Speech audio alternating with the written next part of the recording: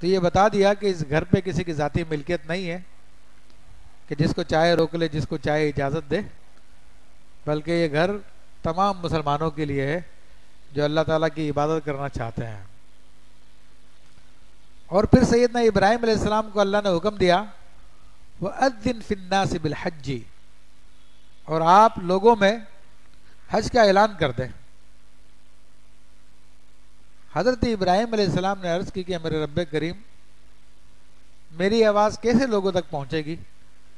کیونکہ وہاں پہ مکہ معظمہ کے اندر تو بہت تھوڑے لوگ تھے، اس وقت قبیلہ بنو جرم تھا، اور یہ آواز سب لوگوں کو پہنچنی تھی۔ تو اللہ تعالیٰ نے ارشاد فرمایا کہ ابراہیم تم ندا کرو، پہنچانا ہمارا کام ہے۔ تو ابراہیم علیہ السلام ایک اونچے پتھر پہ کھڑے ہوئے، سب سے اونچی چوٹی تھی وہاں پہ کھڑے ہوئے، اور آپ نے پھر پکار کے لوگوں کو کہا کہ لوگوں، تم پہ اللہ کا حج فرض ہے۔ حج کا حکم لوگوں کو سنا دیا تو اللہ جل شانہ نے تمام انسانوں کو جو اس وقت موجود تھے یا موجود نہیں تھے لیکن اپنی باپوں کی پشتوں میں تھے یا اپنی ماں کے پیٹ میں تھے، ان سب کو یہ سنا دیا۔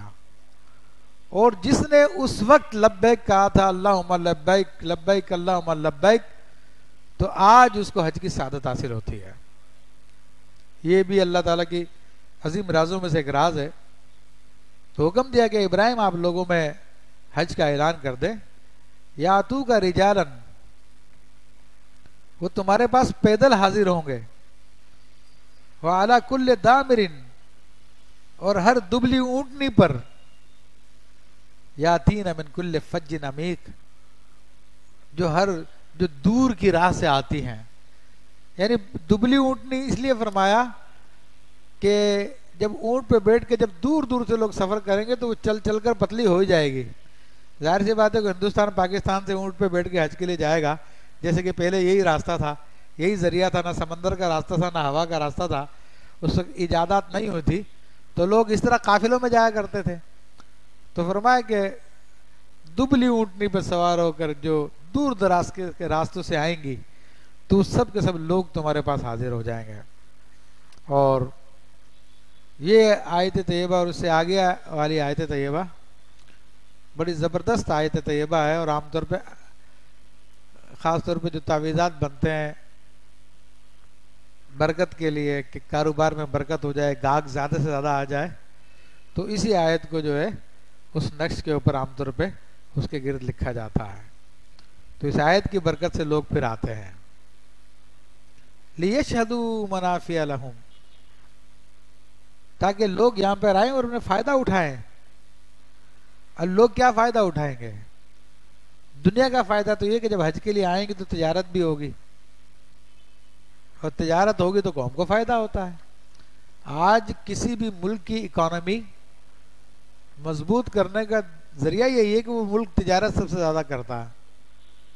تو چائنا کو جو ہے معیشت کا جن کہا جاتا ہے، تو اس وجہ سے کہ دنیا میں سب سے زیادہ تجارت چائنا کی ہے۔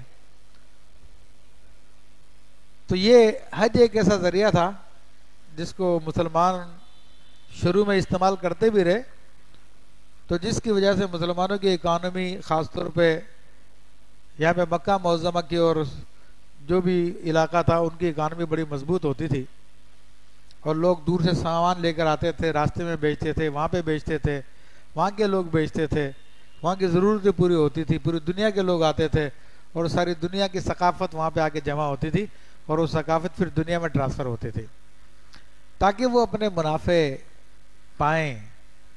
وَيَذْكُرُ اسْمَ اللَّهِ فِي أَيَّامٍ مَعْدُودَاتٍ عَلَىٰ مَا رَزَقَهُم مِّن بَهِیمَةِ الْأَنْعَامِ، اور وہ اللہ کا نام لیں جانے ہوئے دنوں میں اس پر کہ اس روزی جو اللہ نے ان کو بے زبان چوپائی کی صورت میں دی ہے ان پر، یعنی قربانی کا حکم یہاں پہ دیا ہے تاکہ لوگ یہاں پر آئیں، اور جو قربانی کے مخصوص دن ہے جو کہ 10، 11، 12، تو یہ مخصوص ایام قربانی کے دن ہوتے ہیں۔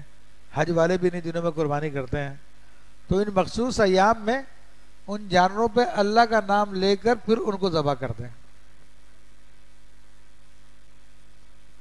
تو اس میں بڑی عظیم حکمتیں ہیں اور ایک عظیم روزگار ہے کہ جانوروں کا جتنا بڑا کام، چوپایوں کا اور گوشت کا جتنا بڑا کام مسلمان دنیا میں کرتے ہیں، تو اس سے بڑا کام شاید دنیا میں کوئی اور قوم نہیں کرتی ہوگی. اور بہت کچھ اس سے کیا جا سکتا ہے، لیکن ہم لوگوں کی سستی ہے کہ ہم جانور ذبح کر کے کھالے بھی دیگر لوگوں کو بیچ دیتے ہیں. حالانکہ وہی کھالوں کی فیکٹری اگر ہم خود لگائیں اور سارے کے سارے کام کریں تو پوری دنیا کی سب سے بڑی تجارت ہماری ہو جائے. اب وہ اسرائیل چھوٹا سا ملک ہے، لیکن اس نے سارے کے سارے کام یہ کیے ہوئے تجارت کے، جس کی وجہ سے وہ دنیا کی اکانومی کو ہولڈ کرتا ہے، بڑا اس کا حصہ ہے. اور ہمارے پاس اتنا بڑا سسٹم اللہ تبارک و تعالیٰ نے دیا ہے، لیکن جو کہ ہمارے پاس مخلص حکمران نہیں ہے، بلکہ وہ انہی لوگوں کے مقرر کردہ ہے جو اسلام دشمن طاقتیں ہیں.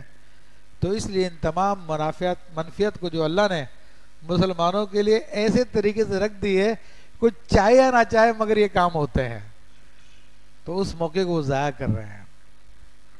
تو فرمایا کہ فَكُلُوا مِنْهَا وَأَطْعِمُوا الْبَائِسَ الْفَقِيرَ، تو ان میں سے خود کھاؤ اور مصیبت زدہ محتاج کو کھلاؤ. تو یہ اللہ تبارک و تعالیٰ نے قربانی کی جانوروں کا حکم بھی بیان کر دیا کہ خود بھی کھائیں اور جو غریب لوگ ہیں ان کو بھی کھلائیں.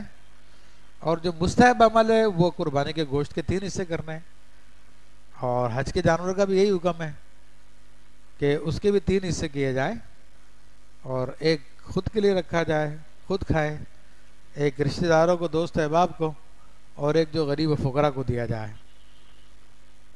اور نبی کریم صلی اللہ تعالیٰ علیہ وسلم نے اس موقع پہ قربانیاں کی. 60 اونٹ قربانی کے لیے آپ کے پاس تھے جو لائے گئے، تو 30 اونٹ آپ نے قربان کیے، اور پھر 30 سیدنا علی کرم اللہ وجہ الکریم کی ڈیوٹی لگائی کہ آپ ان کو قربان کر دیں. ان کو نہر کیا. اور حدیث میں ہے کہ اونٹنے کا یہ حال تھا، ایک آگے بڑھ بڑھ کے آتی تھی کہ یا رسول اللہ مجھے کر دیں، یا رسول اللہ مجھے ذبح کر دیں. وہ محبت کا اظہار تھا سرکار دو عالم صلی اللہ علیہ وسلم سے. تو سبحان اللہ.